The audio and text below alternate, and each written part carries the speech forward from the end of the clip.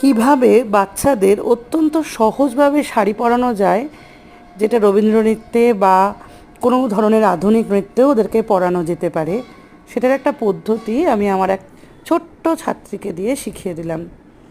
দেখো দেখি ভালো লাগে কি না। এটা ছোটদের নাচতে খুব সুবিধা হয়, যদি ওয়াশরুম দিতে হয় তাতেও সুবিধা হয়, পেটেও লাগে না, কারণ দড়িটা তাদের সুবিধা মতো বাঁধলেই হয়।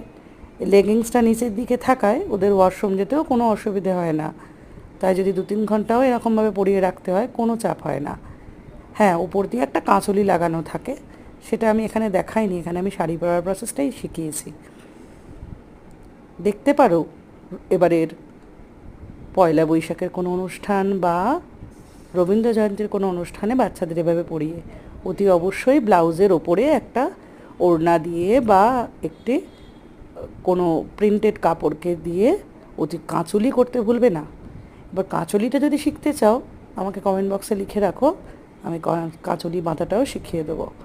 তাহলে এইভাবে বাচ্চাদের, বিশেষ করে বাচ্চা কেন, আমি তো বড় মেয়েদেরও পড়াই, কাঁচুলিটা মাস্ট থাকে, তাহলে কোমর পেট কোনো অংশই আর দেখা যায় না, কারণ কাঁচুলিটা দড়ির নিচ অবধি থাকে, তার উপরে দড়িটা বাঁধা হয় এবং তারপরে শাড়িটাকে এইভাবে প্লিট করে নেওয়া হয়।